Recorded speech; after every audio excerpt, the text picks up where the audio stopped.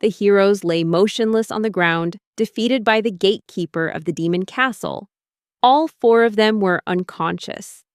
Despite being the mightiest warriors of their era, they couldn't even overcome a single mid-level monster. Yuki, a demon with a single horn on his head and dark wings, was looking down at them with concern. You see, Yuki was originally a human, but after being reincarnated as a demon, he received a special ability, a cheat that made him overwhelmingly powerful, even more so than the demon lord. As a reincarnated demon, Yuki's goal wasn't to establish a tyrannical rule or satisfy his own power lust, causing chaos like the demon lords before him. Instead, he simply wanted to help the heroes defeat the evil demons of this age.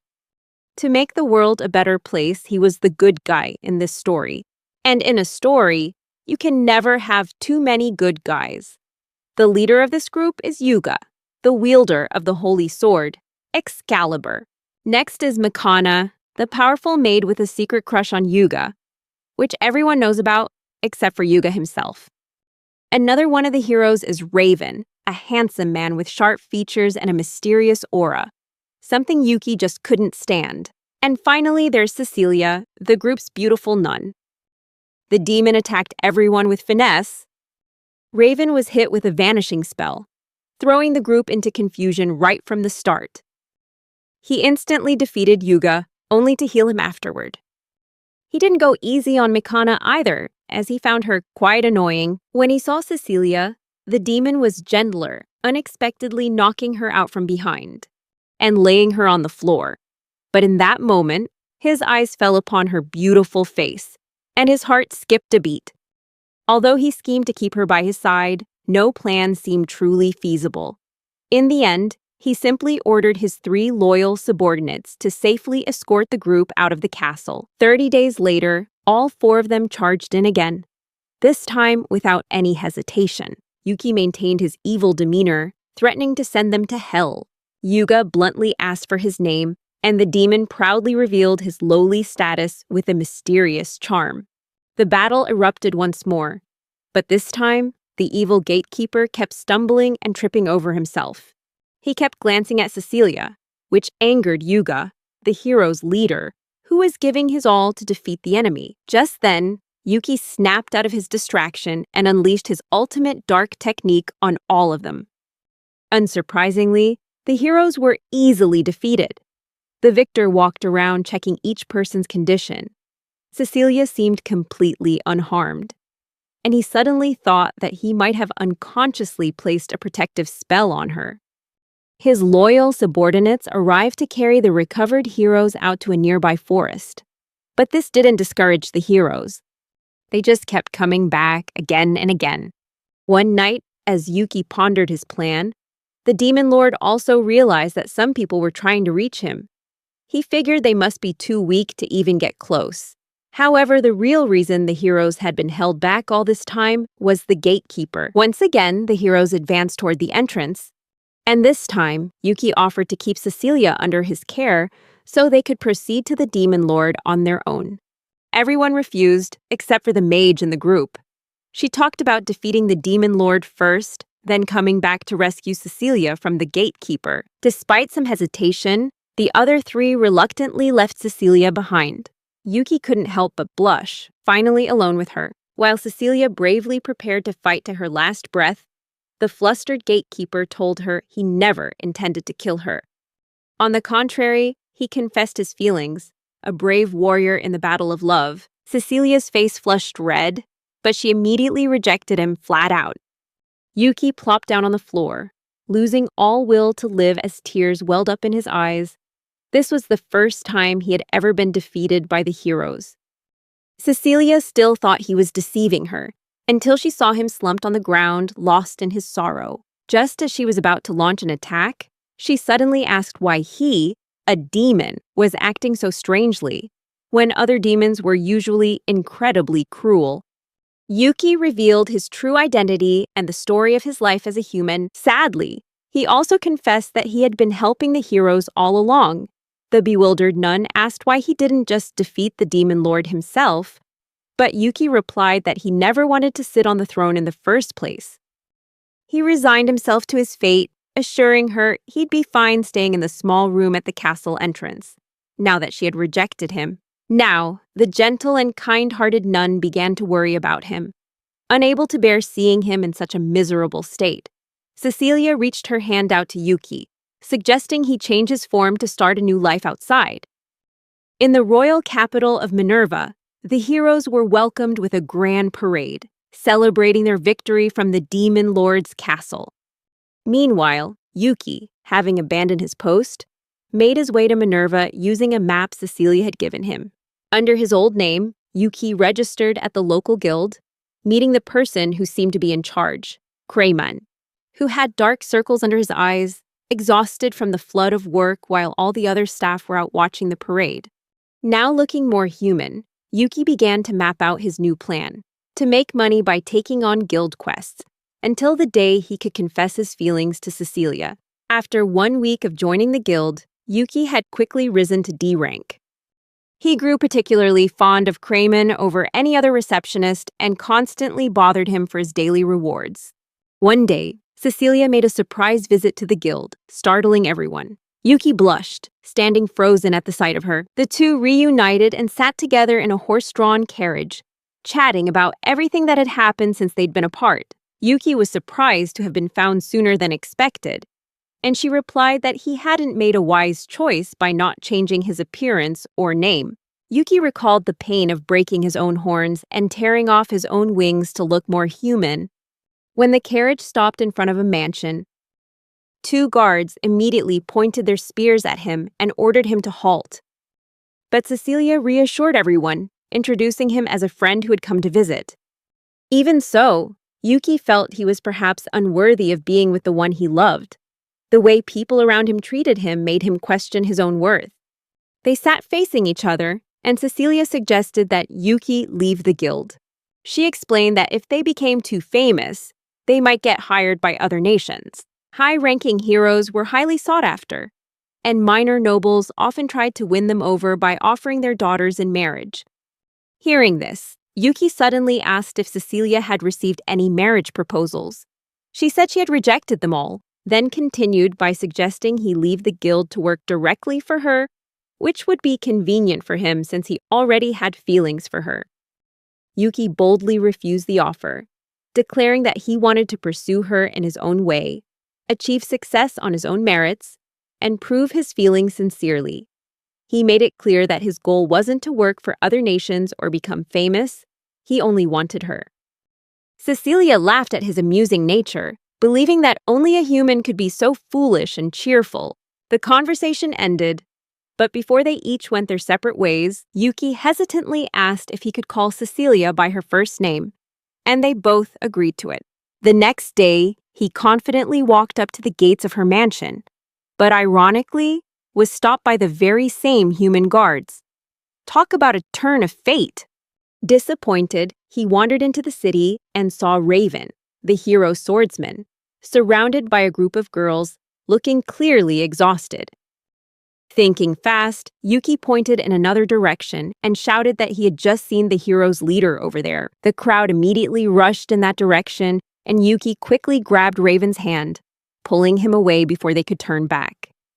The two of them stood in an alley, and even then, Raven maintained his mysterious demeanor, not saying a word, which only added to his aloof image.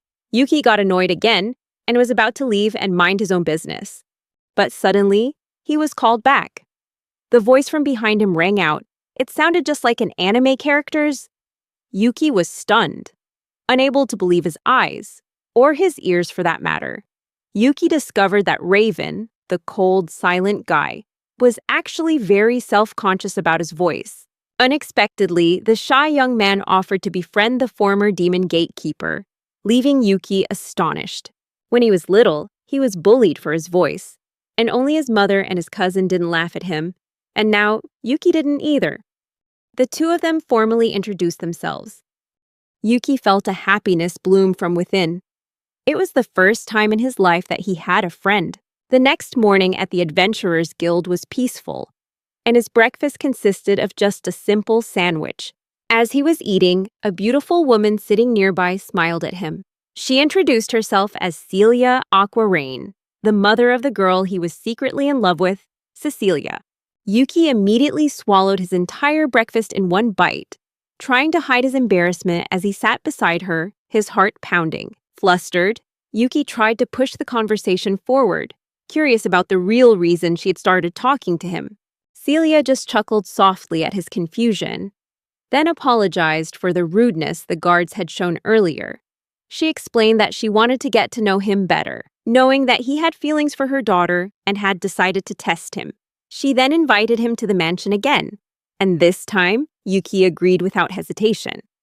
He noticed that the guards had been changed, and as the two of them entered the main door, they were greeted by an adventurer with 8 years of experience who was now working as a maid at the mansion.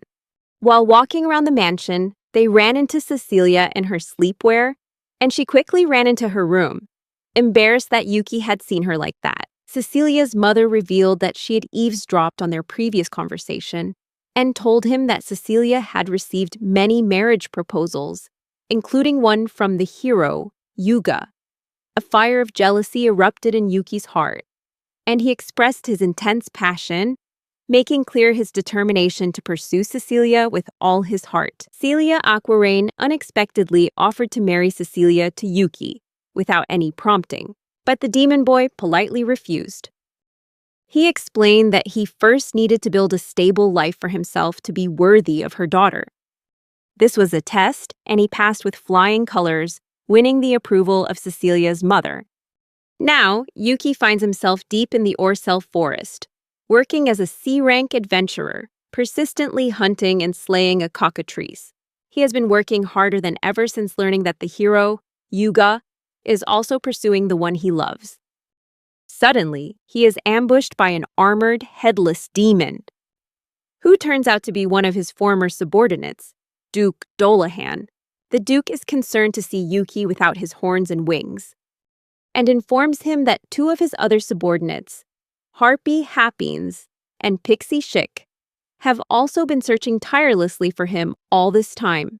Yuki is touched by his subordinates' efforts, realizing he meant more to them than he ever thought. His subordinates line up, expressing their concern that he won't be able to handle the real world due to his unpredictable nature. Yuki tells them about his journey, about meeting a human girl with whom he has become completely smitten. Instead of letting him pursue his brave romance, his subordinates are too curious and decide to transform into humans with bizarre appearances. But Happiness has the hardest time, as she has to pluck out her own distinctive features. The brave demon troop marches to Cecilia's mansion without any regrets, but they are met by an angry nun who discovers that Happiness had endured pain during her transformation. The subordinates quickly grow fond of Cecilia, as she is genuinely kind and caring towards them. Duke Dolahan reminisces about when he first met Yuki and doesn't hesitate to tell all the embarrassing stories about him, leaving Yuki flustered. Chick and Happiness suddenly disappear, forcing Yuki to go look for them. He eventually finds Happiness in a maid outfit, and Chick resting in the lap of Cecilia's mother. They spend a sweet afternoon together before heading back. The next day, Happiness is hired as a maid in Cecilia's house, because after the A-rank adventurer Sophia taught her a few things, she became quite suited for the job. When Yuki meets Cecilia again, she suggests that he and his subordinates accompany her on a shopping trip. The whole group disguises themselves, though not very well, by simply wearing glasses. While strolling through the small shops, they are recognized by the mage and Yuki's rival, Yuga.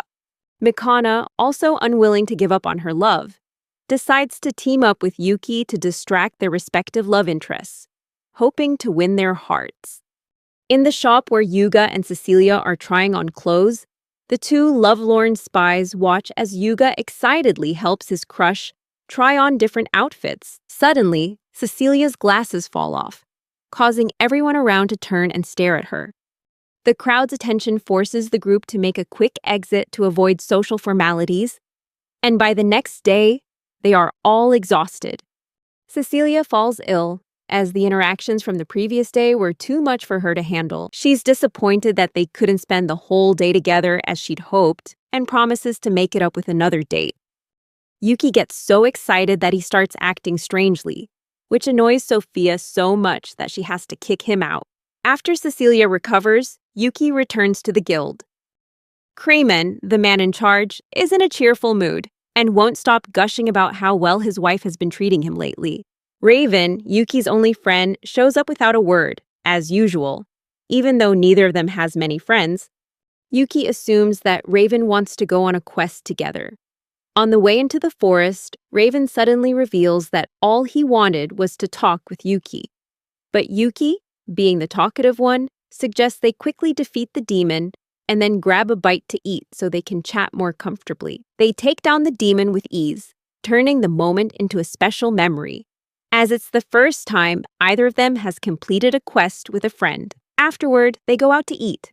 With Raven in his hat and glasses for a disguise, of course, Yuki's shy friend confesses that he's fallen for someone, but is too timid to approach them. This infuriates the extroverted Yuki, who feels his friend is way too handsome to be worrying about such things. Yuki immediately starts cheering Raven on, giving him a confidence boost so he can confess his feelings. A little later, they head out, with Yuki ready to be his friend's supportive wingman. But when he realizes they are heading towards Cecilia's house, Yuki starts to worry that Raven might confess to the very same person he's pursuing. Even so, he waits outside until Raven returns. Raven emerges from the mansion with slumped shoulders, defeated and dejected after being rejected. A curious Duke Dullahan asks who Raven confessed to and is surprised to learn it was none other than Haypines. The Duke also shares his own story about how Haypines was always hunted by humans because of her beauty. Everyone decides to meet with Raven to hear his side of the story. The Duke and Raven face off, one wanting to protect a friend, while the other wants to express his love.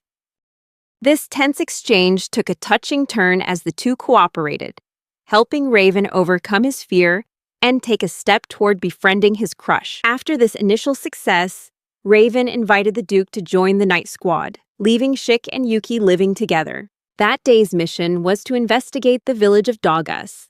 Yuki, along with Shik and Cecilia, traveled there by carriage. Cecilia had work to do, and Yuki volunteered to help. And of course, Shik, despite his young age, didn't want to be left behind either. The place was desolate due to recent attacks by mountain bandits.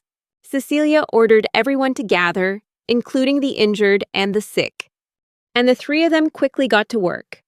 Shik distributed herbs to the villagers, while Yuki and Cecilia used magic to heal them. Noticing Cecilia was running out of mana, Yuki gently put her to sleep so she could recover. Cecilia was angry at first, but she softened after hearing him express his concern. The villagers told them about a little girl living on the outskirts who was very ill. The three of them went to visit the girl, and after drinking an herbal concoction made by Shik, her condition gradually improved. She told them about her illness and the god she often prayed to, believing it was this god who helped her sleep and protected her. They went to the shrine-like place the girl mentioned, where a demon sat receiving her prayers. The three quickly realized the girl was on the verge of starting a demon cult. Tiru and Cecilia stood outside the shrine as the boys realized the creature was a gargoyle. They were suddenly attacked. However, the small and slender Shik took him down with a single kick. The gargoyle began to tell his story. He had been stolen from his original home by a group of mountain bandits and was left with nowhere to go. So he decided to stay at the shrine, cleaning it up and making it his home. The little girl would often come to pray, and he would do anything to protect her. Though suspicious at first, the gargoyle then compared himself to Yuki, saying they both just followed the person they cared about. In the end, Yuki's group decided not to harm him and returned to the village, after Tiru was healed and fast asleep. The villagers told them more about the strange little girl, who was shunned by the community for praying before a demon statue. After learning the true identity of the god the girl worshipped, Cecilia asked about his intentions and entrusted Tiru's safety to him. It turned out he wasn't the monster the villagers suspected, but just a demon god who wanted to protect his believers. The sun was setting, but Captain Yuki, Cecilia, and Shik were still at Tiru's house. Time dragged on as Tiru told endless stories about her guardian god, the demon gargoyle she was obsessed with. In her excitement, Tiru grabbed Shik's hand, begging him to stay and listen to more stories about her guardian. Shik started to cry, glancing at Yuki for help, but Tiru had clearly chosen the wrong person to confide in. This boy was only interested in eating and sleeping. Suddenly, Tiru invited both Yuki and Cecilia into the conversation. Thinking fast, Yuki made the excuse that they had an early start tomorrow, so the two of them had to leave. Of course, he didn't actually ask Tiru to stop, as he was eager for some private time with Cecilia. Ignoring Shik's pleas for help, Yuki and Cecilia said goodbye to Tiru, promising to be back before dinner the next day. They stepped out under a starry sky and a full moon. Cecilia asked Yuki if Shik would be all right on his own, and Yuki reassured her, claiming he left Shik behind because Tiru looked so happy. Of course, he was pretending to have no ulterior motives, but the truth came out when he took Cecilia's hand. Pulling her closer, Yuki made the excuse that it was dark and she needed to be careful. Cecilia blushed slightly, thanking her thoughtful captain, but she wasn't completely oblivious to his ploys and just smiled to herself. Holding hands, the two walked through the dark forest like a simple, happy couple, and returned to get a good night's sleep and recover their strength. But their brief peace was shattered when Yuki was awoken by the villagers' screams. The mountain bandits were attacking in the dead of night. Yuki leaped out of bed at the sound of an old man's cry for help, and surprisingly, Shik had already managed to escape from Tiru and had snuck back to sleep. Yuki yelled for Shik to wake up, but the boy just groaned, begging for 5 more minutes. The clash between the villagers and the bandits was fierce, with the bandits having the upper hand. Several people were seriously injured and blood had been spilled. Yuki quickly threw on his armor as Cecilia arrived, ready to provide support. The villagers, despite suffering numerous head wounds, were still trying to fight back. Just when it seemed they were about to be overrun, Yuki's team of 3 arrived. As captain, Yuki ordered Shik to attack, with Cecilia providing support. The sleepy-looking Shik suddenly snapped awake at Yuki's command, as if he'd become a completely different person. His small frame made him unbelievably agile, leaping over enemies before they could even turn around. In an instant, he landed a powerful kick to a bandit's head, knocking him unconscious. Quick as lightning, Shik drew his knife and took down 3 more at once, turning their laughter into screams. Cecilia couldn't believe her eyes. Was this the same kid who was crying to be saved from Tiru just a few hours ago? But Yuki was calm, unsurprised, having seen this side of Shik many times. He explained to Cecilia that Shik knew how to use his small stature to throw enemies off balance, the pride evident in his voice for his former subordinate. After a few minutes passed, Yuki decided it was time for them to join the fray. Seeing Cecilia nearby, he decided against using any large-scale magic, instead using a storm spell to push back the surrounding enemies and protect her. Everything seemed to be going smoothly, until Yuki saw smoke rising from Tiru's house. Shik realized that perhaps he shouldn't have left the girl's house at all. Yuki ordered Shik to get there immediately, and he quickly complied. Meanwhile, Yuki single-handedly took down all the remaining bandits without getting a scratch. He breathed a sigh of relief seeing the villagers celebrate. However, a knot of worry formed in his stomach as Shik still hadn't returned. Doubts began to creep into Yuki's mind. Though he trusted Shik's fighting skills, he worried that the boy might have been overcome by the bandits at Tiru's house. His unease grew, and without another word, Yuki dashed into the forest with a worried expression. In the middle of the forest, he stumbled upon Shik and Tiru. Yuki's eyes widened in disbelief at the scene before him. Tiru was weeping uncontrollably, and Shik was fighting back tears, standing next to the lifeless body of the gargoyle, the guardian god she adored. Its body was covered in blood. Though holding himself together, Shik stood firm in a fighting stance, facing a strange enemy. This mysterious man exuded a terrifying aura and held a blood-stained sword, clearly the one who had killed the gargoyle. Ignoring Shik, the man turned to Yuki and Cecilia and asked if they were from the village. But looking closely at their attire, he realized they weren't just ordinary people, but prominent figures in the village. Shik immediately cut him off with an attack, but the enemy, who seemed bored, mercilessly kicked Shik, sending him flying, making him crash into a wall. Even so, Shik got back up, his eyes filled with rage, showing that this confrontation had been going on for some time. Before Shik could charge in again, Yuki held him back and told him to calm down. Yuki asked Shik what had happened, and Shik explained that the gargoyle had been trying to protect Teru from some bandits when this man suddenly attacked him from behind. The enemy laughed out loud, declaring that he'd helped them by killing the monster gargoyle. Then he started mocking Shik for crying. But this time, Yuki couldn't stand it anymore and attacked him. However, Yuki's magic vanished the moment it made contact with the killer. Cecilia told Yuki to back off, then explained that based on this guy's identity, Yuki wouldn't be able to fight him. She revealed that the killer was Mira from the Garrus Empire, and the sword in his hand was an artificial magic eater, capable of absorbing magic. This meant magic users like Yuki stood no chance at all. What caught Yuki's attention even more was the existence of other heroes. Cecilia explained that other nations also had their own chosen heroes, and the bad news was that Mira's artificial sword was a replica of the holy magic sword, so it possessed many special abilities. However, their conversation was cut short when Mira challenged them to step up and fight him, wanting to get things over with quickly.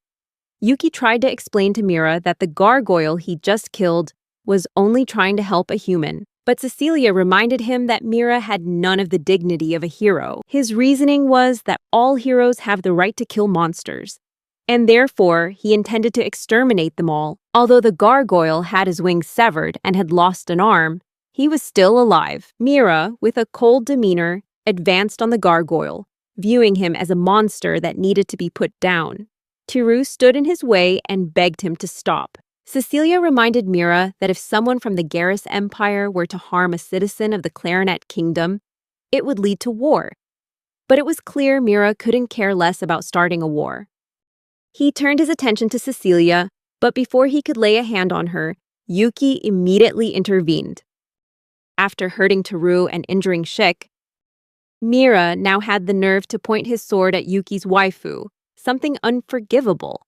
A confident smirk appeared on Yuki's face as he promised to show Mira a taste of hell.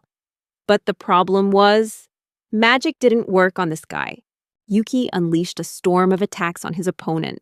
But as expected, they were completely useless, easily absorbed by Mira's sword. Now it was Mira's turn to counterattack. And although Yuki blocked the blow quite easily, he realized that if the fight dragged on, Cecilia would be in danger.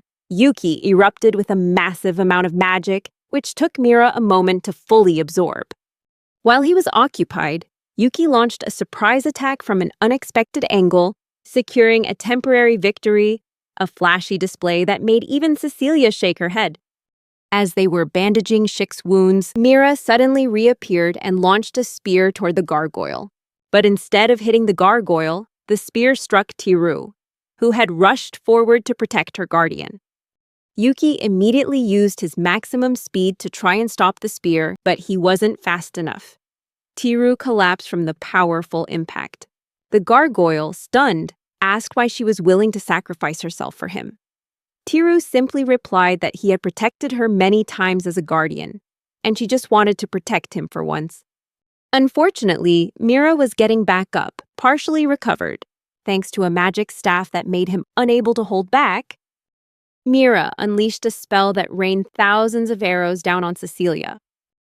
Yuki immediately protected her, but that allowed Mira to escape. They both apologized to each other for failing to complete their mission. Yuki criticized himself for becoming complacent due to his endless magical power. In a low voice, he asked Cecilia if anyone lived in the area. And when she confirmed it was a remote area, Yuki decided not to hold back anymore. He transformed into his demon form, a horn sprouting from his forehead and large wings appearing. The sight made Cecilia shudder, her eyes wide with shock. Yuki vowed to hunt down Mira and beat him to a pulp.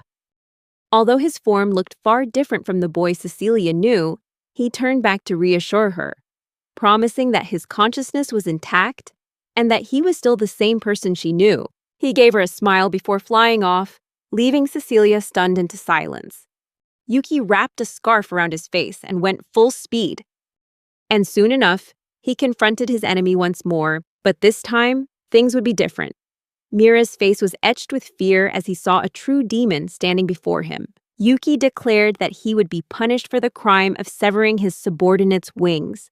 Mira, not recognizing Yuki, was initially confident and tried to attack, but with just a single blow from Yuki, he was sent coughing up blood. What troubled Mira was that if the Demon King was dead, how could such a powerful demon still exist? Giving Mira no time to think, Yuki lifted him into the sky and threw him into a river, declaring that he wasn't worthy of dying by his hand. Utterly humiliated, Mira swore he would return for revenge before drifting down the river toward the Garrus Kingdom, his homeland. Although Yuki felt he might return to cause trouble, he didn't end Mira's life, perhaps due to his own soft-hearted nature. After returning to his normal form, Yuki realized his horns and wings were still there. He started back toward Cecilia, wondering how difficult it would be to get rid of them. When he returned, he noticed the worry in Cecilia's eyes after she saw his demonic form. Yuki promised Cecilia that he would never turn into a demon again and would live as a human. Fortunately, they managed to save Teru with healing magic, and the gargoyle held the little girl's hand the entire time. Shik was still depressed, likely from the crushing feeling of defeat after his battle with Mira.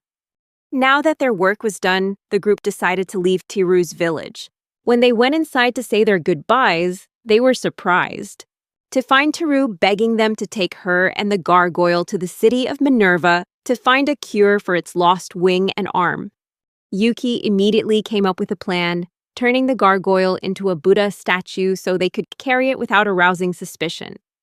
When the group arrived in the city of Minerva, Yuki met up with Duke Dolahon and Happines again. Both of them seemed ready to demand justice for Shik, who had been brought to tears. Yuki was surprised, wondering how they knew about this, and found out that Shik, in his depression, had poured his heart out. A man who was once strong, fast, and resilient was now suffering the humiliation of a devastating defeat. It was clear Shik wouldn't easily get over this failure, and the Duke and Happines had looks of pure rage, determined to hunt down the attacker immediately. Yuki calmed them down, explaining that he had already thrown Mira into the river. They both seemed disappointed, as they had hoped their captain would have at least chopped him up, tied rocks to him, and dropped him in the sea. Whatever happened to Mira in the river was no longer Yuki's concern. Yuki focused on finding a way to lift Shik's spirits. Thinking about how fond Shik was of Cecilia, Yuki thought that perhaps she could help cheer him up. Meanwhile, the Duke's and Happiness's gazes suddenly fell upon the Buddha statue sitting on the table, and they started mocking it with every insult they could think of. When it could no longer stand it, the gargoyle revealed its true form, causing both of them to draw their swords in a misunderstanding. Yuki quickly explained the situation, and after understanding what was going on, they quickly bonded with the gargoyle, even giving each other nicknames. But it wasn't long before the head butler appeared, pulling Happines out of the room to begin her training session. Before leaving the room to train Happines, the butler remarked that Yuki's Buddha statue was in poor taste. Poor Buddha wasn't getting any love at all. Afterward, Yuki decided to stop by the guild and met the receptionist, and he was surprised to learn that Kremen was now the guild's assistant manager. The receptionist said that although Kremen received quite a few complaints, he was still doing his job pretty well. During the Heroes Parade, Kremen even gave all the staff a vacation and managed the guild by himself for 3 consecutive days, right around the time Yuki had first arrived in Minerva. Yuki asked where Kremen was now and was shocked to find out he was in the hospital after a fight with his wife. Curious, Yuki went to visit Kremen, eager to hear the story like a 5-year-old child. It turned out Kremen had procrastinated for too long on choosing an anniversary gift, which angered his wife. However, Everything was fine now, and she was on her way to pick him up from the hospital. What surprised Yuki the most was that Craymon's wife was none other than Sophia, who was usually cold and aloof. Finding the story even more interesting, Yuki asked Creamon to tell him about their romance when they were younger. Creamon told a story about how he used to be a muscular alcoholic. One day, Sophia approached him in a bar and suggested they team up. He tried to hit on her, but ended up getting beaten to a pulp. Realizing her strength, he accepted her offer, and the two quickly became an invincible duo known as the Langerist couple. Gradually, Creamon developed feelings for Sophia, and although he didn't initially plan to confess, he proposed to her during dinner. She said yes, but then beat him up again when he asked her to quit being an adventurer. Just then, Sophia walked into the room, bringing the story to an abrupt halt, leaving Yuki feeling both envious and lonely. Back home, Yuki transformed the gargoyle statue from a Buddha into a sphinx. He lay in bed, tossing and turning as he thought about Cecilia. Feeling down, he kept changing the gargoyle statue's form just for fun. Suddenly, Cecilia and Happins knocked on the door. Yuki jumped for joy when he saw Cecilia, but was a little disappointed to realize she wasn't alone. They asked Yuki if he was busy so the group could hang out. Happiness wondered about the gargoyle's Buddha statue, and Yuki pointed to the brand new sphinx sitting in the middle of the room. As usual, Yuki received another harsh rejection when his work of art was turned down once again. Cecilia revealed that Schick had been crying nonstop until she held him, after which he collapsed from exhaustion and was taken to the mansion to rest. Hearing that Schick was better, Yuki felt relieved and grew even fonder of Cecilia for her kindness. Afterward, Yuki excitedly mentioned that Creamon and Sophia were married. Cecilia revealed that her mother had once told her a story about them, and Yuki, a huge fan of love stories, listened with great interest. However, it turned out to be a sappy romance, making Yuki want to pull his hair out over his own loneliness. When the story ended, Cecilia invited Yuki to visit Clarence Palace with her. Schick was coming along too, and despite being a little disappointed about not being alone with Cecilia, Yuki was still happy that Schick was no longer depressed. The reason for their visit was related to Mira. The officials found it hard to believe that people as strong as Schick and Cecilia couldn't defeat Mira, so they were somewhat suspicious. Yuki and Cecilia told Schick to be on his best behavior in front of the king of Clarines County. When they met the king, he seemed quite friendly. Apparently, he had been fighting in battles since he was 15 and descended to the throne at just 25. Schick, half asleep, was bowing before the king, when suddenly the king ordered his aide, Sylvia, to attack Schick to test his abilities. Schick dodged swiftly, convincing the king that all three were very skilled and would be valuable assets to the kingdom. He promised to reward them handsomely. Hearing about a reward, only one thing popped into Yuki's mind. He wanted a date with Cecilia. The problem was, he had just said that out loud in front of the king. Cecilia's face turned beet red, and she nearly fainted from embarrassment. Sylvia attacked Yuki for this crude act, but the king stopped her, laughing at his audacity. Schick innocently asked for candy as his reward. While Cecilia's blazing red eyes showed she was furious with Yuki, she coldly demanded that he come to her house to see her privately. Normally, Yuki would be thrilled by such an invitation, but now he feared for his life. Fortunately, Cecilia's mother arrived just in time, and she seemed to be quite fond of Yuki and his determination to impress Cecilia. However, due to Yuki's behavior in front of the king, Cecilia's mother forbade him from seeing her daughter for a month. However, after Cecilia and Yuki pleaded desperately, she reduced the punishment to half a month. But she made Yuki promise one thing. When he returned, he had to confess his feelings properly and become a gentleman. The very first day away from Cecilia, Yuki dreamt of kissing her and proposing. Realizing he couldn't bear even half a month without seeing her, he sought out Raven for advice on love. While wandering together, Yuki and Raven stumbled upon a beautiful statue, and this encounter quickly led to differing viewpoints. Yuki couldn't help but express his amazement at the world's strangeness. making Raven suspicious and wondering if he had accidentally said something wrong. But to Raven's surprise, Yuki quickly changed the subject and stressed his need for romantic advice. Raven, humble and unsure of his own romantic abilities, assured Yuki he could confide in him, his eyes hiding a curious mischief. Yuki told Raven about the first time he met Cecilia, admitting that his lack of attention had led to an inappropriate comment that got him scolded. But during their conversation, a sudden idea struck him: an apology gift. Recalling the time he couldn't buy a necklace for Cecilia because the shop was too crowded, Yuki shared the story of his previous outing when the gift slipped through his fingers. He enthusiastically proposed this gift as the perfect solution to his current predicament. Lost in thought, Raven realized that Yuki had already had a chance to go on a date with the girl of his dreams, while his own relationship had barely progressed. To close the gap, Yuki suggested they both buy gifts for the ones they secretly admired. He explained that even if Happines didn't show it, she would surely appreciate a thoughtful present. Raven decided to buy Happines a gift, but Yuki reminded him they needed a reason to see her. And so they began a shopping adventure, stopping in front of a small, charming shop that caught both their eyes.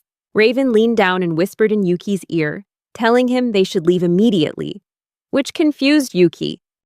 Refusing to be swayed, Yuki was determined to stay and look around. Their presence soon caught the attention of the shopkeeper, who curiously approached them. Raven discreetly held out a piece of paper with the word hairpin written on it, his means of communication since he couldn't speak loudly. Understanding the situation, the shopkeeper led them to the exact item they were looking for.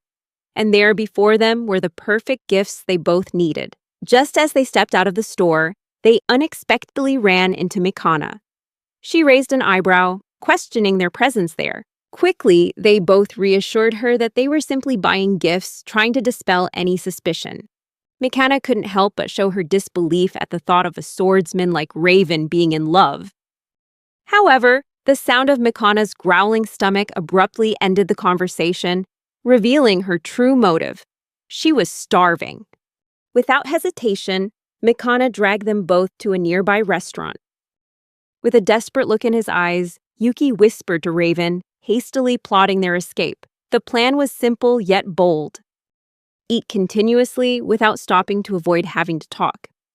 But just when they thought they had succeeded, Mikana suddenly brought up a story about Cecilia.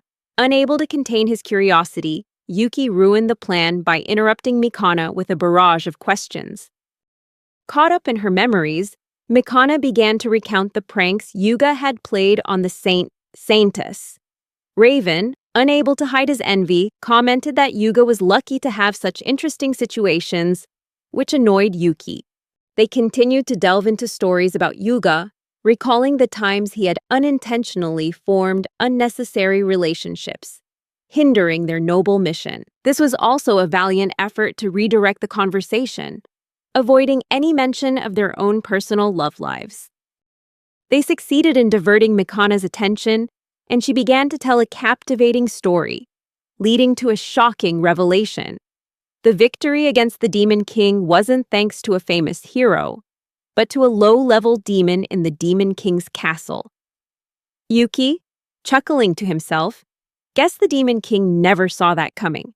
It must have been like getting a pie unexpectedly thrown in his face. The atmosphere in the room grew tense as Mikana recounted the fierce battles they had endured in the Demon King's castle.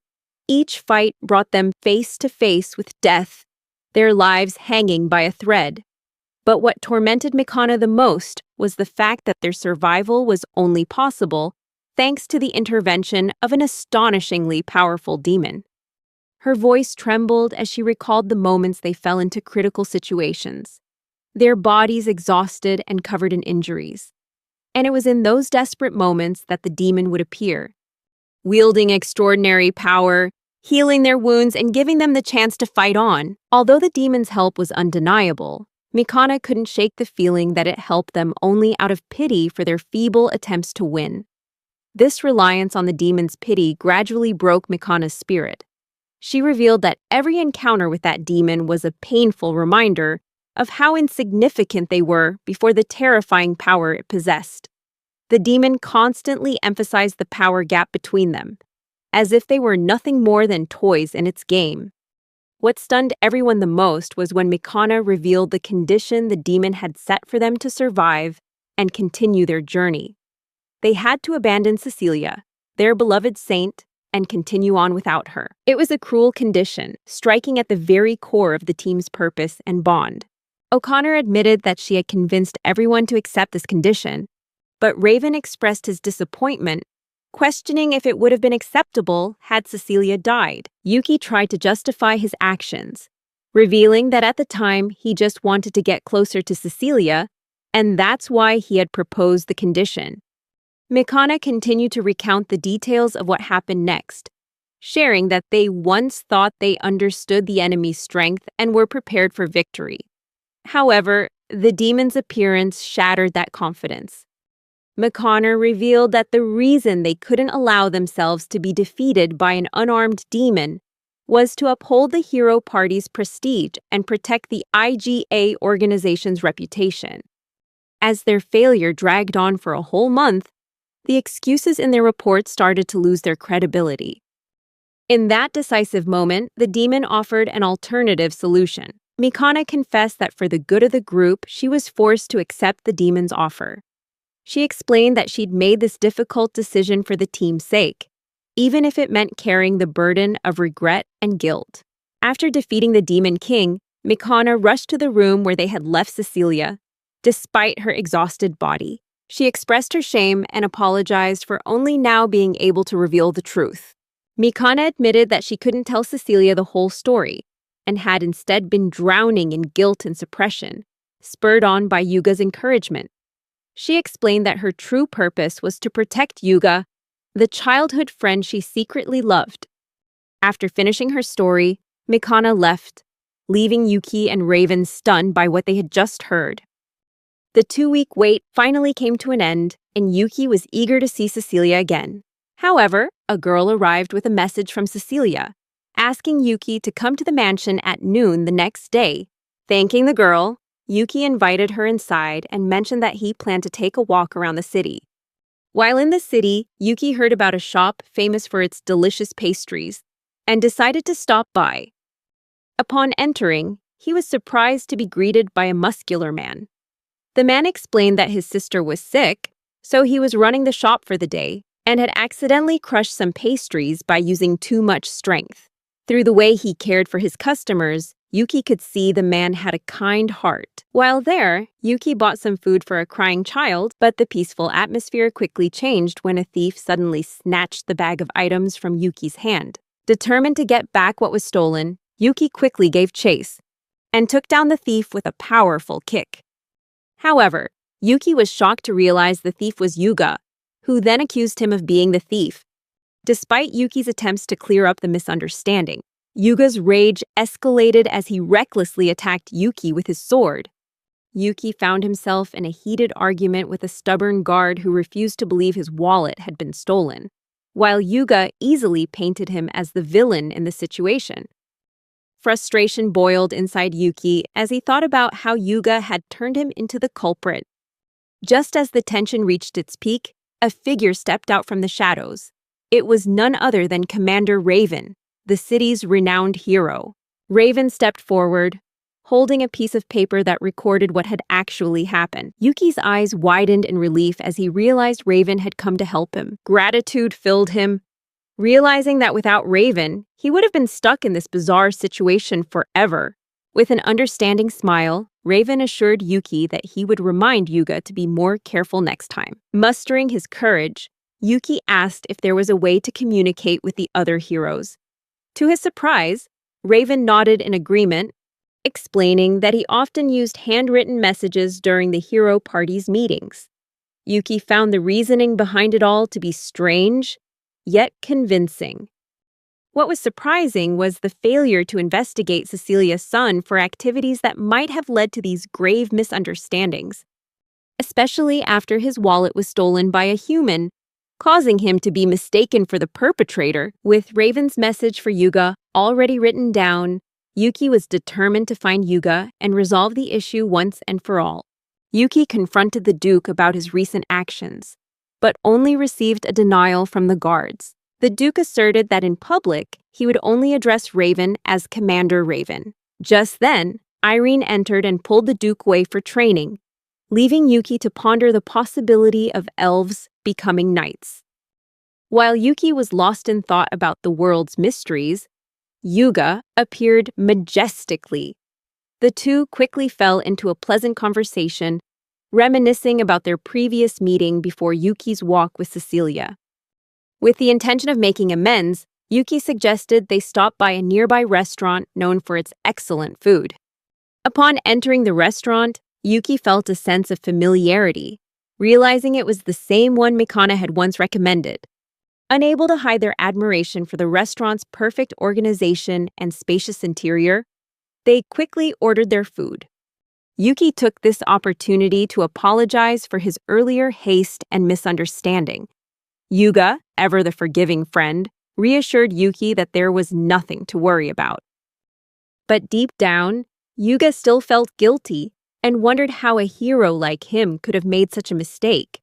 To comfort Yuga, Yuki shared some advice, telling him to let go of the burden on his shoulders. As the conversation grew more cheerful, Yuga couldn't contain his curiosity and asked about the relationship between Yuki and Cecilia. Yuki calmly replied that they were just good friends, which greatly surprised Yuga. The surprises didn't stop there, as Yuki revealed that even Raven was a friend of his. Yuga, taken aback by this, sought Yuki's advice on friendship, admitting that he didn't have many friends and wanted to understand its meaning better. An intense burst of emotion rose in Yuki as he began to speak about Mikana's role in the recent events. Yuga was surprised to realize that Yuki knew about these hidden details. Yuki explained that Mikana had been tormented by guilt and often cried over her actions. An argument broke out between them, with Yuga insisting that it was Mikana who had abandoned Cecilia from the start. But Yuki countered, stressing that Mikana's motives came from the deep care she had for Yuga. Gradually, Yuga realized that he had been unfairly blaming Mikana, while completely ignoring his own responsibility in the whole affair. This awakening brought Yuga to tears as he recognized his own selfishness and lack of responsibility. In a warm moment, Yuki comforted Yuga, reminding him that failure is a natural part of life, and that he shouldn't give up or evade his responsibilities. Through their heartfelt conversation, Yuga came to realize the incredible support Mikana had given him since childhood. He understood that Mikana's scolding was just an expression of her deep concern and their close bond. Determined to make amends, Yuga decided to apologize to Mikana, but he couldn't muster the courage to face her alone. So he turned to Yuki for support. Yuki agreed to accompany Yuga on this journey of atonement, emphasizing the importance of friendship and mutual support. In his haste, Yuga unexpectedly bumped into Yuki. A humorous moment as the two came face to face by chance and finally reintroduced themselves properly. Full of determination, Yuga barged into Mikana's house without even knocking. But what he didn't expect was the surprising sight before him. Mikana, semi-nude, stunned by Yuga's sudden appearance. Without waiting another moment, Yuga launched into a repentant speech, admitting his past selfishness and apologizing for treating Mikana poorly. However, despite his newfound enlightenment, he still acted rather awkwardly. To atone for his actions, Yuga even asked Mikana to scold him, but under the circumstances, she was already furious at him for barging in while she was changing. So a scolding was already on the agenda. Meanwhile, Yuki, growing weary of the dramatic scene unfolding before him, wisely decided to leave the chaos.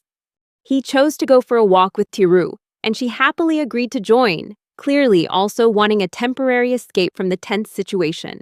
The two of them strolled through the market, and it seemed fate had another interesting twist in store. A girl was giving out free cakes to everyone because her muscular brother had accidentally smashed a customer's cake. Life is full of unexpected situations, and that brawny man was none other than Beast Man. Yuki was quickly drawn into a conversation with this unique character, just when he thought his day couldn't get any weirder. Suddenly, a man approached and apologized to Yuki for the trouble his young master had caused the other day. As a form of compensation, the man gave Yuki a small gift bag. Curious, Yuki opened it and was pleasantly surprised to find fragrant grilled meat skewers inside. Awesome! But the surprises weren't over yet.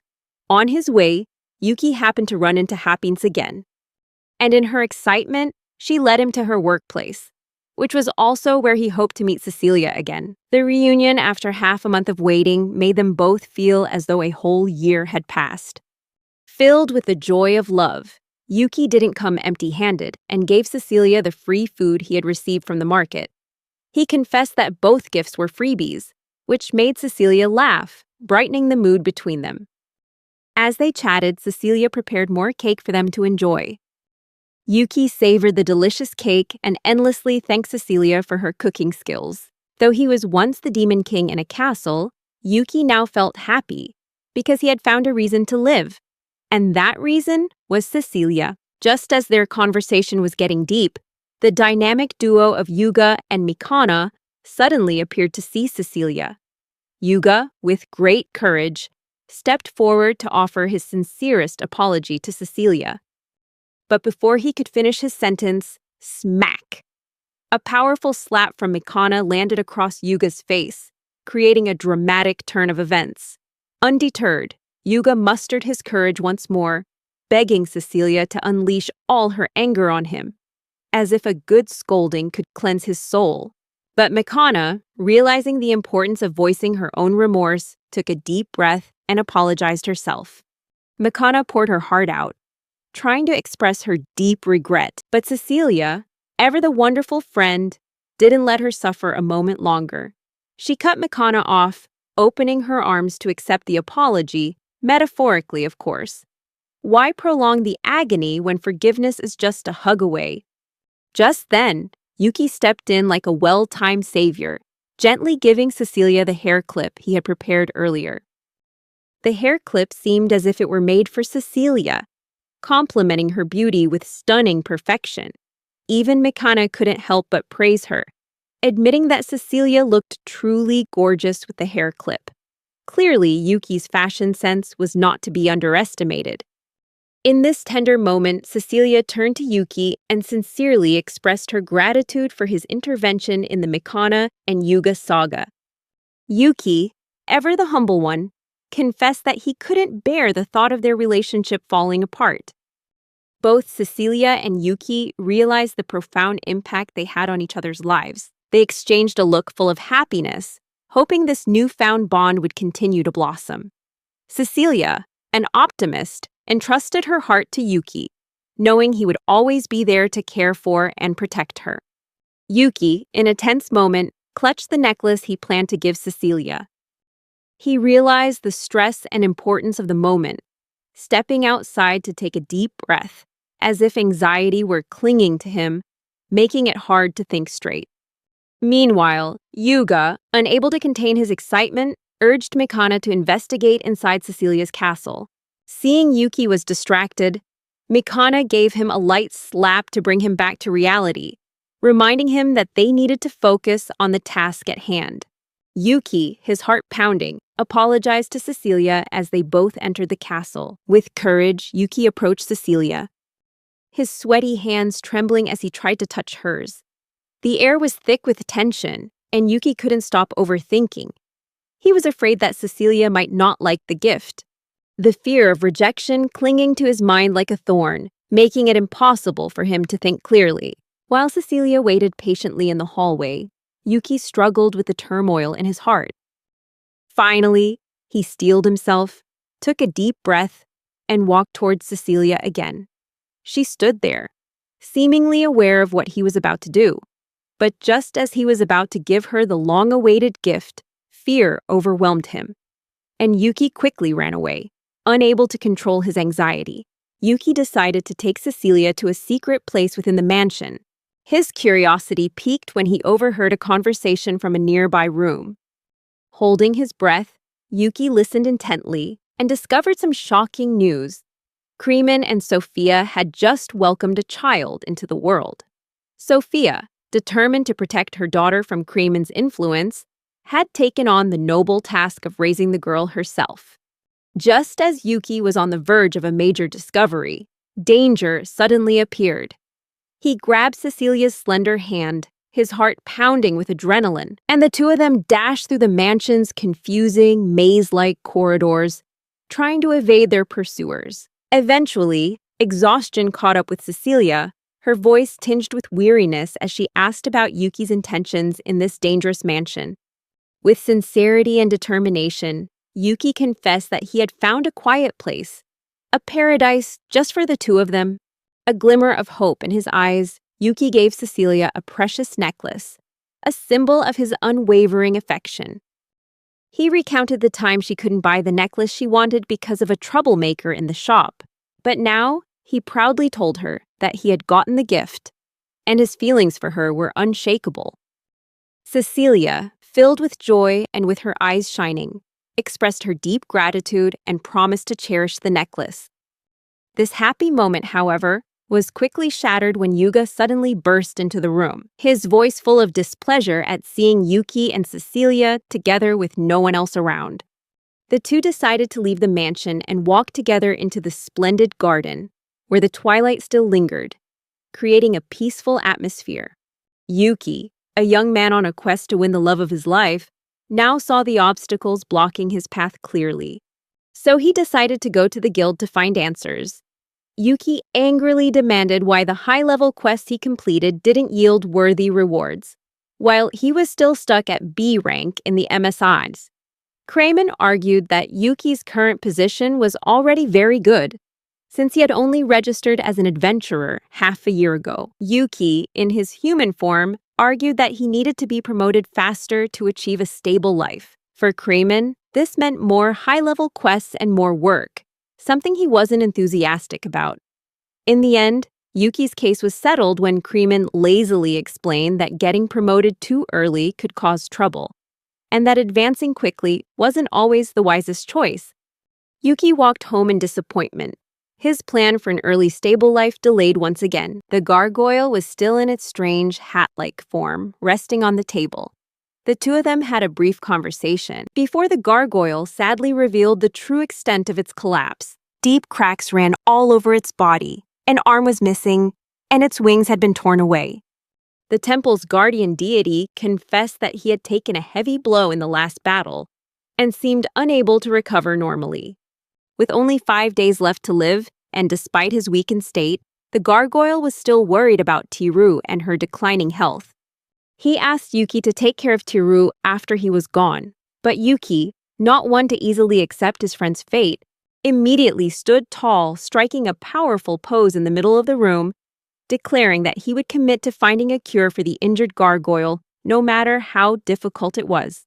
Yuki decided that the best person to ask for advice on demon-related matters was Duke Dolahan, so he went to visit him at the knight's headquarters. Now that he no longer had wings, walking had become Yuki's least favorite activity. As soon as he arrived, he flopped down on a sofa, waiting for his friend to finish his administrative duties as a noble knight. A rather frail-looking female knight approached Yuki. Introducing herself as Irene, she asked about the relationship between Yuki and the Duke, noting that they seemed very close. Furthermore, she was curious why a knight as talented as the Duke would call Yuki captain. Yuki saw this as an opportunity to tease Irene, who seemed quite gullible. He recounted their past in a mysterious and frightening way, making the story more compelling. Just then, the Duke walked in and quickly dismissed Yuki's words, insisting it was just a joke. The name Captain was just a playful nickname he had for his friend. Irene left them alone to talk, and Yuki didn't beat around the bush, getting straight to the point. Yuki explained the gargoyle's situation and asked for the Duke's help in finding a timely cure. Loyal to his role as a subordinate, the Duke did not disappoint him. The solution was to find special magic ores for the gargoyle to absorb, which would help him recover. Since this was common knowledge in the demon world, the Duke was somewhat disappointed in his captain's abilities. As Yuki stepped out of the headquarters, he ran into Cecilia, who had a worried expression on her face. She ran up to him and broke the news about Tiru's worsening condition. They both rushed to where Tiru was lying, finding Shik diligently caring for her. brewing all sorts of different medicines to help her recover. On the way, Yuki updated Cecilia on the gargoyle's condition, and they both quickly realized there might be a connection between what was happening to Tiru and the gargoyle. Tiru lay motionless on the bed, her breathing faint. Shik worriedly reported that his supply of medicine was almost gone. The situation looked incredibly grim, but Yuki, feeling a sense of responsibility, took it upon himself to bring Shik more medicinal ingredients, reminding him of his main duty right now and promising to handle this task so Shik could focus on taking care of Tiru. Tiru woke up in a panic when she heard about the gargoyle's condition, and with tears in her eyes, she begged them to help him recover. Cecilia soothed her, casting a gentle spell to help the little girl fall back into a peaceful sleep. Leaving the room, Yuki and Cecilia immediately got to work. After thoroughly researching where to find magic ores, Yuki headed to the trade guild. However, they were also short on supplies. Just then, Kramen walked into the shop, much to Yuki's surprise, as he discovered that this lazy vice guildmaster was actually quite popular with the women of the guild. Yuki got the details for a quest from the trade guildmaster, but was annoyed to find it seem more complicated than he'd anticipated.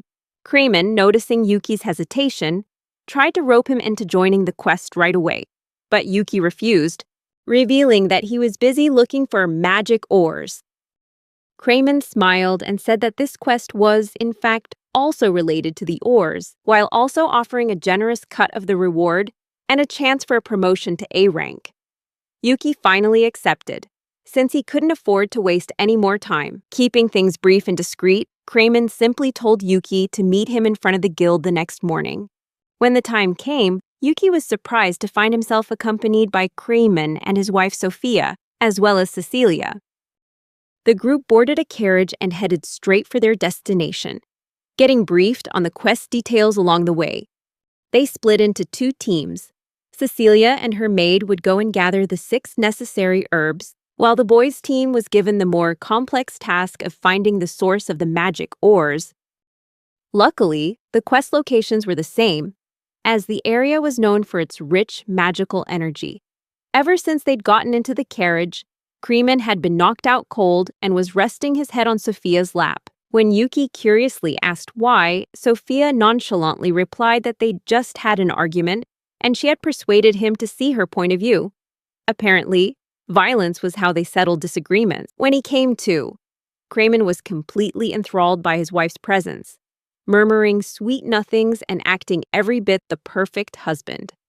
Seeing this new side to the man who usually looked like he was about to collapse, Yuki couldn't help but be surprised. When Kramen snapped out of his romantic reverie, he got back to the mission and explained that they would have to face a demon that resided in the magic ore mine. Kramen jokingly asked the group to delay reporting back to the guild so he could spend more time with his wife. In response, Sophia persuaded him once again after he carelessly used an impolite term for her, giving Kramen another lesson to remember. The group decided to deal with the monster first, before continuing with their main mission. The night before they set out, Yuki eagerly wondered if he would get to see Sophia, a high-ranking adventurer in action wearing a full set of formidable armor. When it was time to prepare, Sophia did indeed put on her armor, but to everyone's surprise, it was a maid outfit. Yuki couldn't help but wonder if her husband, Kramen, had a strange fixation on maid outfits. Sophia shyly revealed that Kramen just liked seeing her in this particular attire.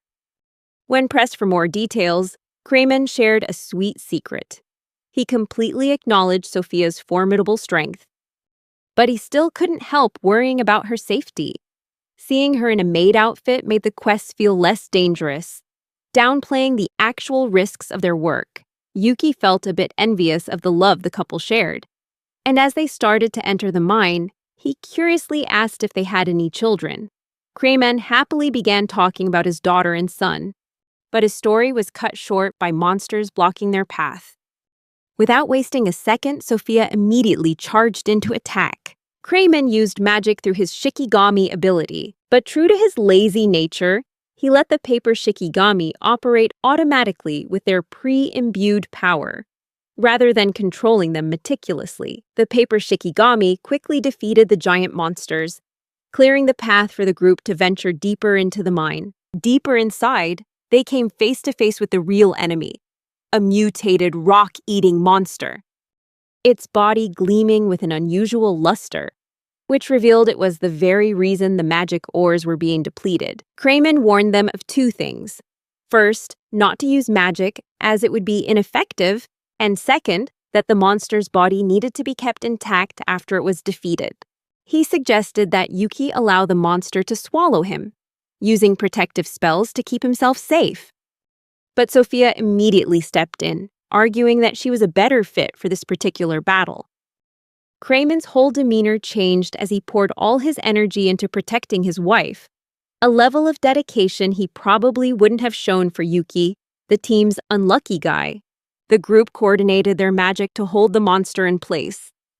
Yuki unleashed a barrage of powerful spells. Cecilia used protective charms to bind the monster, while Crayman used his special arts and protective wards around Sophia. This time, they weren't just ordinary paper dolls, but actual shape-shifting shikigami, a sign that Crayman was dead serious about protecting his wife. He led the team, ensuring there were no mistakes. Sophia swiftly entered the monster's belly and destroyed it from the inside. The two young couples blushed as they checked if the other was okay, while the married couple, Crayman and Sophia, openly showed their sweet affection. With the battle over, the group moved on to their next task, gathering herbs.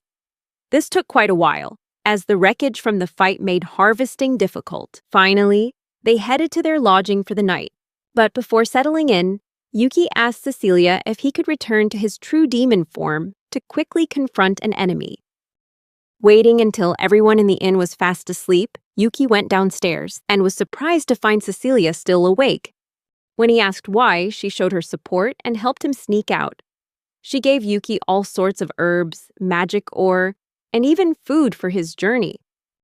It had been a long time since Yuki had flown in his demon form, but he was as swift as ever and soon arrived home, where Gargoyle was sleeping. Yuki tried to wake him, but Gargoyle wanted to pass away peacefully.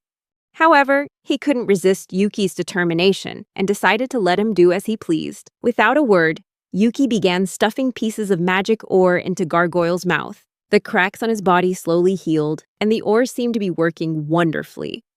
Moreover, Gargoyle actually enjoyed their taste and asked Yuki for the whole bag of ore to enjoy at his own pace. Yuki left immediately and headed to where Tiru and Shik were. He quickly handed the herbs to a still sleepy Shik so he could begin treating Tiru. Then Yuki returned to the inn. Though removing his wings and breaking his horns was still painful, he was too exhausted to complain and snuck inside to get some sleep. The next morning, Yuki was woken up by Sophia's radiant face as she watched over her unconscious husband in her arms, which had become a habit by now. On the way home, Yuki passed out in the carriage, completely exhausted from his journey the night before. When he woke up, he found himself lying on Cecilia's lap. And Crayman didn't miss the chance to tease them about their intimacy. A few days later, both Gargoyle and Tiru made a full recovery. The two of them grew increasingly close, which annoyed Yuki, as he himself still wasn't skilled enough to win the heart of the woman of his dreams. Every morning, he'd wake up to see Gargoyle and Tiru hugging, making the miserable master's heart ache. He wondered in confusion how they had gotten so close, but the lovey-dovey atmosphere was truly unbearable for him. Yuki went into the city and happened to run into the half-lion demon he had faced before. They exchanged greetings, and Yuki was quite impressed by the bustling market, especially since the demon lord's defeat. Surprisingly, he even ran into Crayman wandering around the market, a rare sight since Crayman was usually only ever at the guild. When Yuki asked why he wasn't at the guild, Crayman replied with a gloomy look. It was because he was looking for a wedding anniversary gift, the bane of every man's existence. Finding himself with some free time, Yuki happily tagged along to help, even though Crayman hadn't asked. Yuki started picking out a few gifts he thought Crayman might like for his wife, including some rather odd choices for a wedding anniversary. Without hesitation, Yuki suggested a pair of cat ears and even put them on his own head to demonstrate how cute they looked. As a joke, Yuki then secretly slipped the cat ears into Creeman's bag. The young demon, with his unique fashion sense, also took the opportunity to buy some things for himself that he hadn't had a chance to get in a while, causing his bag to grow ever fuller with bizarre items. Yuki's bag was now so large it was like a giant boulder strapped to his back.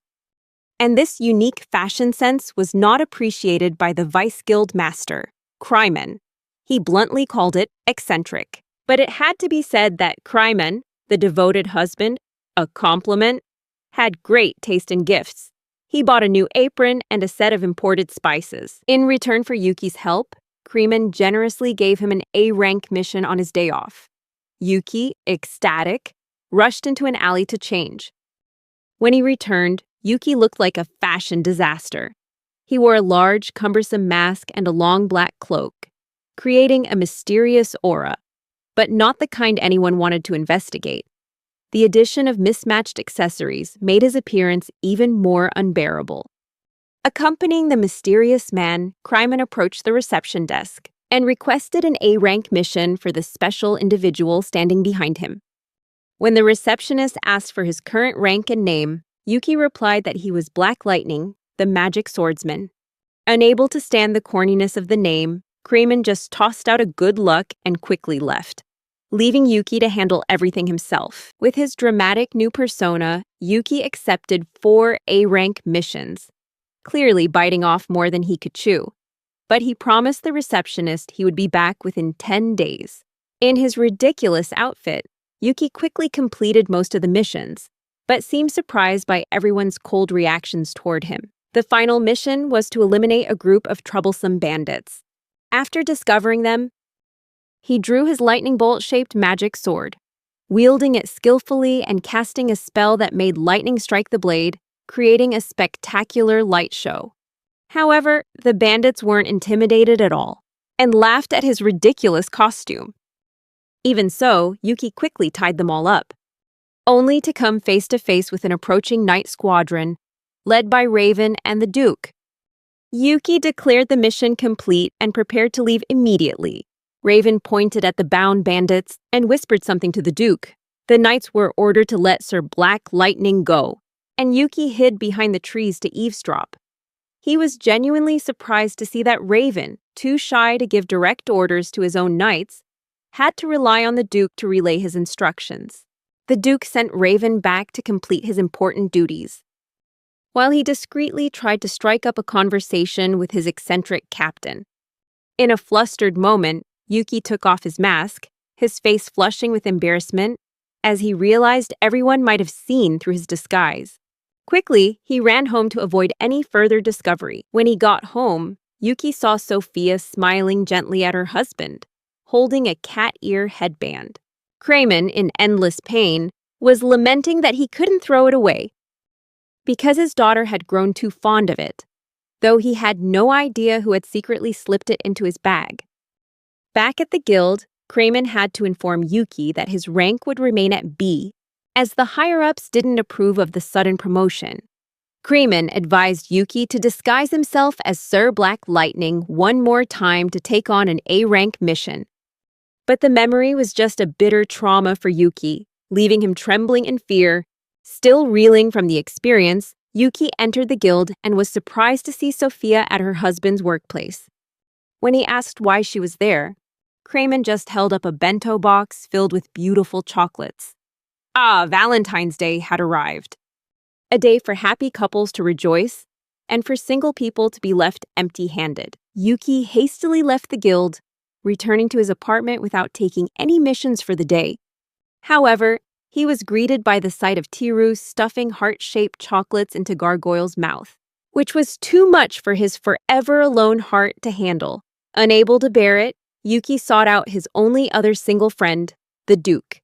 In a fit of frustration, Yuki's demonic aura flared up, making him look truly terrifying. Just then, Irene walked in, holding a box of chocolates, and shyly offered them to her crush. Yuki silently wished for something unfortunate to happen to the couples around him. Together with the Duke, he secretly watched Raven and Happy Nays, who were lost in the sweet silence of love. Yuki felt lucky that at least they were quiet and not being flashy. Entering the main city, he spotted Mikana and Yuga, also sharing their own romantic moments. It seemed like everyone was making progress in their love lives, except for him. Even Shik, the little guy, received chocolate from Cecilia. While Yuki was contemplating his life choices, including the idea of taking on the persona of Black Lightning and causing a ruckus, Cecilia found him. She asked if he had eaten yet and invited him to have dinner with her. After dining at one of the most luxurious restaurants, Yuki escorted Cecilia home. Before saying goodbye, she gave him a bag full of chocolate and candy. For the first time, Yuki felt like he belonged here, that his once lonely life was over. That joy was short-lived when she gently revealed that she had prepared gifts for everyone, and he was the last one to receive his. Although slightly disappointed, Yuki happily enjoyed the cake along with a cute little card, then put away a few cookies and chocolates to save for later, tears of emotion streaming down his face. The next morning, he felt a slight pang in his heart when the Duke talked about how delicious the cookies were, but he also realized something special. No one else had received a cake like he did. That small joy felt like a sweet reward. However, this bliss didn't last long, as Cecilia discovered his Black Lightning escapade. She pulled Yuki's ear, warning him not to do it again because it violated the guild's rules. At the guild, Yuki received a secret reward for his A-rank quests. Before leaving, Crayman asked about the cat ear headband from before, and Yuki simply confirmed his suspicions. Later, Yuki and the Duke stopped by his favorite bakery. Yuki told the Duke he had some work to do that afternoon, which surprised the Duke, who asked why Yuki would call him on his rare day off. Yuki smiled and simply replied that he just wanted to see his friends sometimes. Yuki expressed his gratitude to the Duke for helping him get his spirits back up, though the Duke just saw it as a matter of course, and joked that Yuki was probably the only one who would act so foolishly. Curious, the Duke asked if other people found Raven's voice funny, but Yuki changed the subject, worried about his upcoming date with Cecilia. The Duke remarked that it would take time for Raven to get comfortable speaking in front of people, prompting Yuki to sarcastically exclaim that it was due to the Duke's naivete. The Duke then asked about Yuki's relationship with Cecilia, and Yuki happily shared that he had planned a date choosing his favorite bakery. Confused, the Duke asked if Yuki was just planning to eat cake and then go home. He advised Yuki to find out what Cecilia likes, or at least find a way to ask indirectly. Feeling a bit overwhelmed, Yuki sought guidance from the Duke, but he just wished him luck before leaving Yuki completely surprised. He quickly lied, saying he had just arrived, even though he'd actually been there since the morning. Luckily, Yuki had built a good rapport with a friendly waitress who let him sit for a long time without ordering anything. When the waitress came to the table to ask for their order, Cecilia was overwhelmed by the tempting variety of cakes and couldn't decide. Noticing that Yuki was lost in thought, she gently asked if something was worrying him. Just then, the waitress's muscular brother came out from the kitchen, drawing the gazes of the girls with his impressive muscles. He proudly introduced a new cake recipe he had just created, and the cake turned out to be delicious, proving the power of cake and muscles. Appreciating Yuki's choice in picking the bakery, the waitress, Amy, thanked him and Cecilia, creating a warm atmosphere as everyone introduced themselves. When it was her turn, Cecilia hesitated, and then decided to reveal her true identity to Amy, stressing that it was a secret. Amy was stunned, calling her Lady Cecilia in awe as she realized such an important figure was sitting in their small bakery. Excited but respectful, Amy expressed her wish that her brother would also grow up to be like Cecilia. Her curiosity piqued, Cecilia asked more about Amy's brother. Amy shared that his name was Andre and told the tragic story of their family. Their parents, who were talented pastry chefs, died in the war against the demon lord. The two siblings, admiring their parents' dedication, faced pressure from society, being called careless for opening a bakery during such difficult times. Andre, determined to protect his sister, constantly trained his body to become a pillar of support for her. Andre's muscles concealed a tearful past, which impressed Cecilia even more. As heroes began to appear in the world, the criticism aimed at Andre and Amy started to fade. Cecilia invited Andre to bake with her, but he refused, saying he needed to focus on his physical training. Determined to prove himself, Andre joined the guild and reached B rank, surprising both Yuki and Cecilia. After leaving the bakery, Yuki wasn't sure where to take Cecilia next, feeling as if she was testing him. Without a perfect plan for their date, Yuki decided to follow the Duke's plan, which led him and Cecilia to unintentionally trail the Duke into a medicine shop. Cecilia then suggested visiting a clothing store where she picked out a gift for Yuki that suited his unique style, making him blush with happiness. When Yuki offered to buy something for her, she declined, explaining that her outfits were carefully managed by Sophia-san due to her noble background. They continued their journey, unintentionally following the Duke's path to a kenjutsu dojo, where Yuki felt a bit inadequate by comparison. Afterward, when Cecilia excitedly suggested stopping by a flower shop, Yuki breathed a sigh of relief, feeling freed from the pressure of planning their next move on the date. Cecilia began to tell Yuki about her encounters with Shik, who was teaching her all about flowers. Yuki grew curious, realizing Shik must be very knowledgeable about plants. The two continued their conversation, discussing the frequent meetings between Shik and the gardeners at the mansion. They talked about flowers that could be used as spices or brewed into tea, and Yuki noticed that Cecilia and Shik seemed to get along quite well, as if they naturally belonged in each other's world. Curiosity prompted Yuki to ask Cecilia to share more of what she had learned from Shik. He was surprised to learn that some flowers could be used as medicine, as he had always thought of them as items simply for admiration. This thought changed Yuki's perspective, making him realize that the beauty of flowers lay not just in their appearance, but also in their utility. He thought to himself that this date was going better than he'd expected. If he could just take her to one more special place, it would surely be the best date he'd ever had. This time, he decided to fully trust the Duke's plan and quietly follow along. As they continued on their way, Yuki noticed the street was becoming more and more deserted. When Cecilia suddenly noticed someone, Yuki's curiosity grew as he tried to make sense of their surroundings. They realized they had arrived at a horseback archery range. Suddenly, a group of children rushed towards Cecilia, enveloping her in warm hugs and calling her Saint Mother.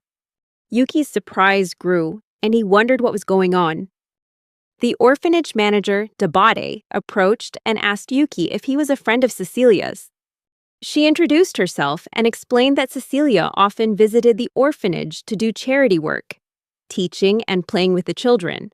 It was clear the kids adored and were attached to Cecilia due to her kindness and compassion. After they finished their shopping, Dabate invited Yuki and Cecilia to visit the orphanage. The children were incredibly excited to hear that Cecilia was coming, and Yuki happily helped carry their things, impressing the children with his strength. When they arrived at the orphanage, Yuki quickly took on the role of entertainer, bringing joy to the eager children. Both Cecilia and Yuki had a wonderful time with the kids, but Cecilia advised him not to use magic to avoid drawing attention. Yuki apologized, and they also apologized for staying so long.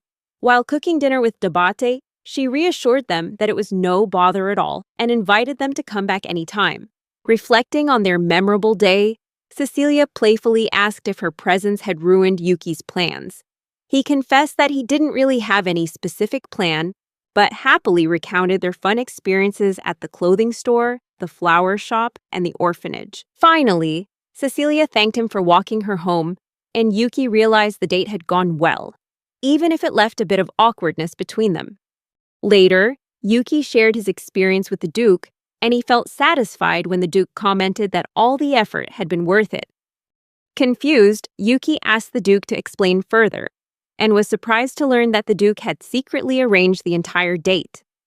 Completely astonished, Yuki asked again, just to be sure, and the Duke explained that he had meticulously planned Yuki and Cecilia's date, from researching activities she might enjoy to arranging the destinations. even ensuring that their encounter at the orphanage was no coincidence. This meticulous planning left Yuki both frightened and amazed. When Yuki asked about the Duke's date, he shared that they had just wandered through random places.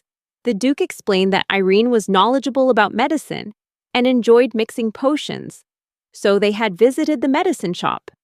The Duke had also learned a bit about medicine thanks to Shik. In addition, they watched a match at the Kenjutsu dojo and participated in horseback archery.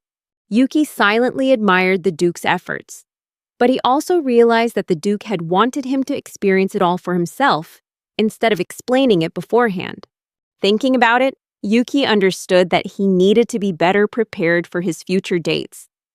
With determination, he set to work creating a special sweet for Cecilia at the bustling bakery. After Cecilia had surprised him with a cake and homemade cookies, Yuki wanted to return the favor with a gift he made himself.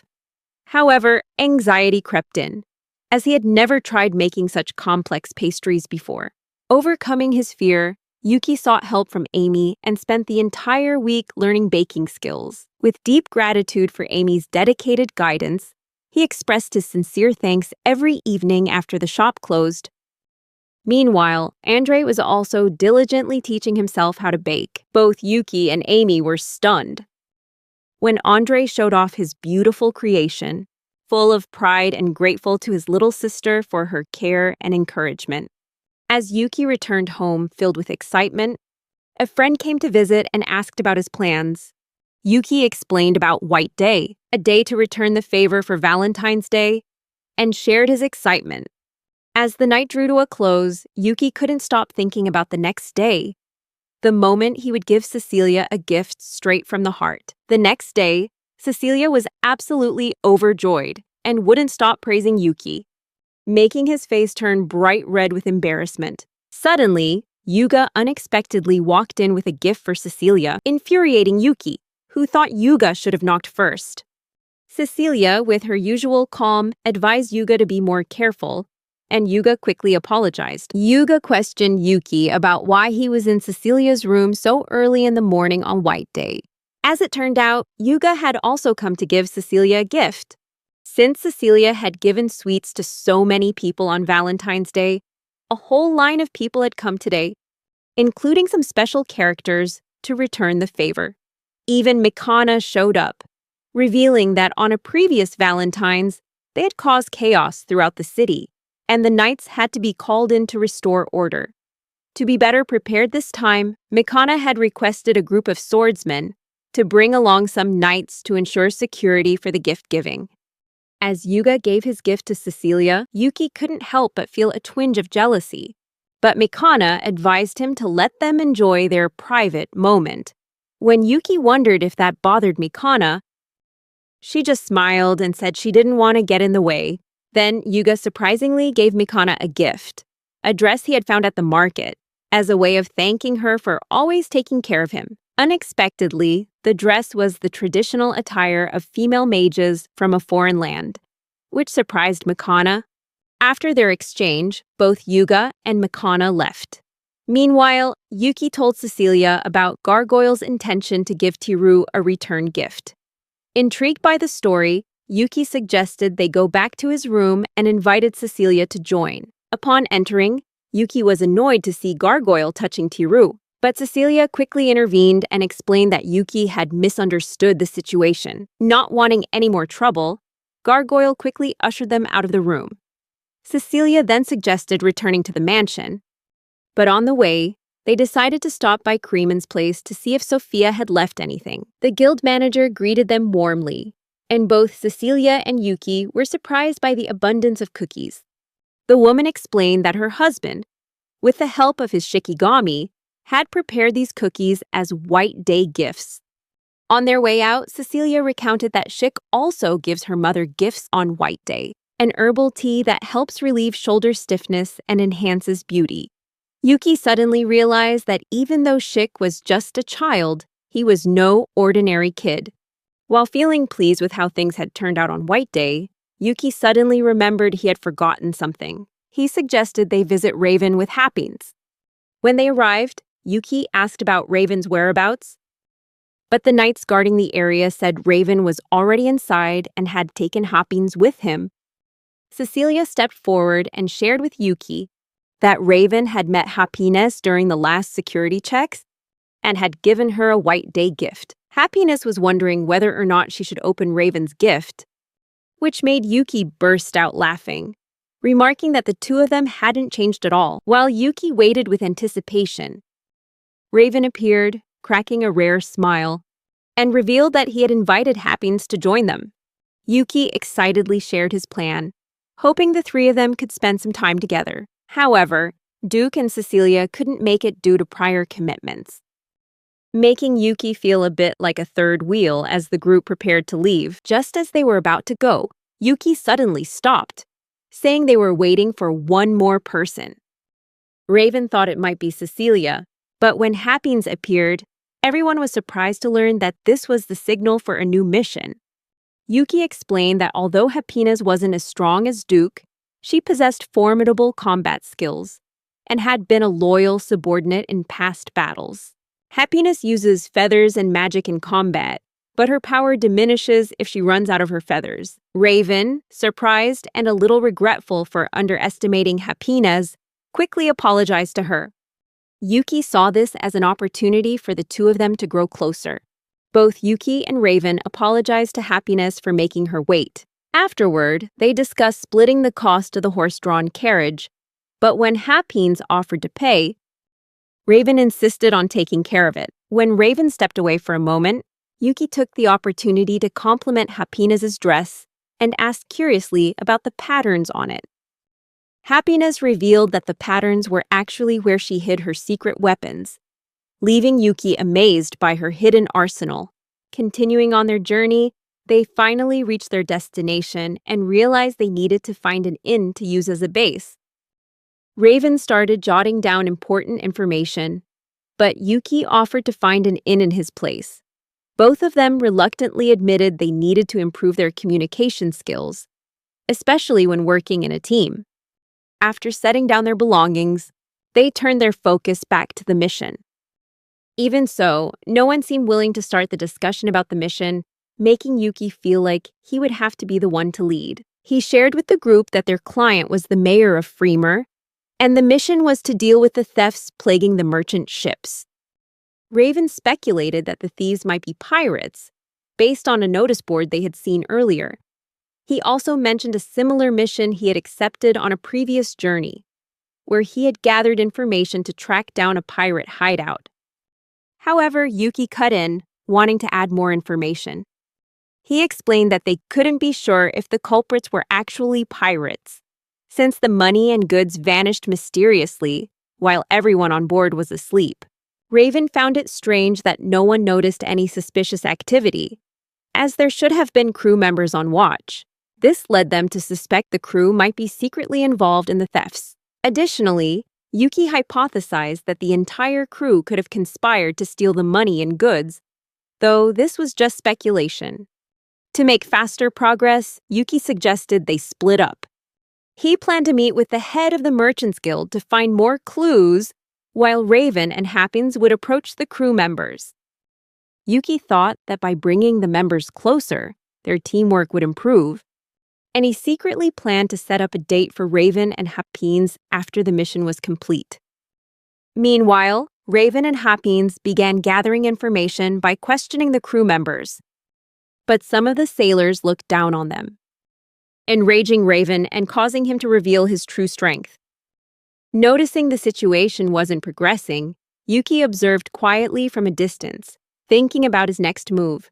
Unable to hold back, he decided to intervene in the conversation and took the opportunity to introduce himself with a confident air, claiming to be Raven. Amidst the banter, Happiness realized she'd never met the sailor before, which made her surprised to see Yuki acting so naturally, as if they'd known each other for a long time. The man, calling himself Masa, introduced himself as a sailor and even flexed his powerful muscles. As Yuki tried to focus on the mission, Mesa couldn't help but proudly ask about Yuki's attention to his muscular physique. "Are you just going to ignore my amazing muscles?" Yuki apologized and admitted that he had met people with similar builds before, but quickly steered the conversation back to the mission, thanking Masa for agreeing to help. Masa explained that his crew was now being treated like criminals because of the mysteriously missing cargo, and that no one believed they were innocent. If this kept up, they'd all be branded as petty thieves. Masa sadly admitted it was a terrible situation for the seafaring men, and everyone was drowning in anxiety. He pleaded, "You have to believe me. We didn't steal a thing." Left with no other choice, Masa remained determined to see his mission through. Yuki's group reassured him, saying it was understandable to feel anxious when falsely accused, and that they were only there to help uncover the truth. Yuki addressed the crew, urging them to work together to get to the bottom of things. "Let's find the truth, no matter what it takes," he said with determination. The group huddled in a corner, ready to gather information. The investigation went on for a full day, and finally, a flash of memory helped Yuki connect the dots from the information they had gathered. Sifting through the fragmented clues, Yuki discovered a surprising amount of overlap between the different accounts. Happiness praised Raven for his excellent work and brought them both a refreshing cup of tea. Raven continued the discussion about the mission, sharing what they'd gathered. He suspected a monster was involved, since those affected seemed to lose their memories after hearing an enchanting song. Both Raven and Yuki pondered the possibility of mermaids existing in this world. Yuki's questions sparked even more curiosity, and Raven revealed another crucial clue.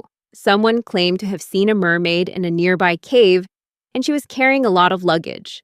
The group was stunned by this revelation, especially since the informant added that the mermaid appeared to have a large number of cargo chests with her. Yuki was skeptical, finding the information a little too convenient. But Raven agreed they should investigate to find out for sure. They decided to explore the cave the next morning. As dawn broke, Yuki's group arrived at the cave and discovered a series of cargo crates scattered about. Clearly, something valuable had been stolen, casting a tense mood over the scene. As they were pondering the possible presence of a mythical creature, a beautiful mermaid suddenly emerged from the water, plunging them into a perilous situation. The mermaid's enchanting song had the power to mesmerize and confuse anyone who heard it.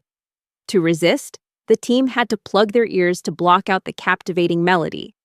But this also left them defenseless.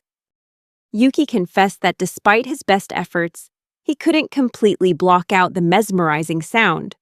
Just when all hope seemed lost, Happiness suddenly stepped forward and began to sing. Her melodious voice blended with the mermaid's, creating a counter-melody that weakened the sea creature's hold over them.